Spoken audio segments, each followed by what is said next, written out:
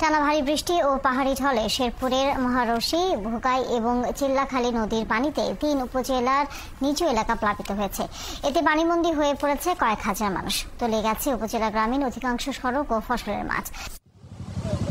শুক্রবার মহারশী নদীর বাঁধের প্রায় ১৫০ মিটার অংশ ভেঙে গিয়ে পানি ঢুকে পড়ে ঝিনাইগাতি সদর ইউনিয়নে। এতে পানি মুহূর্তেই উপজেলা পরিষদ চত্বর ও ঝিনাইগাতি সদর বাজারে ঢুকে পড়ে।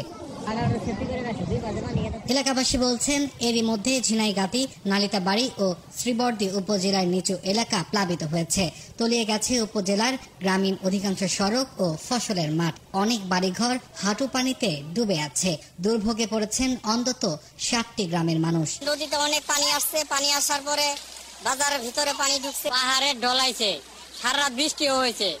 আমরা ৫২ বছর যাবৎ ঝিনাইগাতির এই শহর রক্ষা বাঁধ নির্মাণের দাবি জানিয়ে আছি।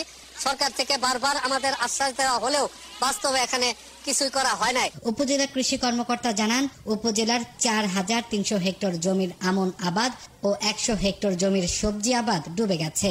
৫০টি খামারের মাছ ভেসে গেছে। ৪৩০০ হেক্টর আমনের জমি সম্পূর্ণ পানিতে নিমজ্জিত হয়েছে এবং প্রায় ৫১০০ হেক্টর জমি আংশিক নিমজ্জিত হয়েছে।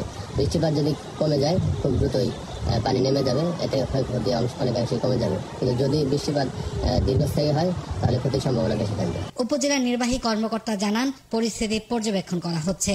প্রয়োজনে পানিবন্দী মানুষকে ত্রাণ সহায়তা দেওয়া হবে। আমরা ইতিমধ্যে উদ্ধার কার্যক্রম চালাচ্ছি, আমাদের ফায়ার সার্ভিস কাজ করছে। পাশাপাশি যেখান থেকে আমরা অভিযোগ পাচ্ছি বা ফোন পাচ্ছি, সাথে সাথে সেখানে আমরা টিম পাঠাচ্ছি এবং পানিবন্দী পরিবার থাকলে আমরা তাদের শুকনো খাবারের জন্য ব্যবস্থা করছি। আমরা জেলা প্রশাসক স্যারের কাছে ইতিমধ্যে বরাদ্দ চেয়ে আমরা চিঠি দিয়েছি।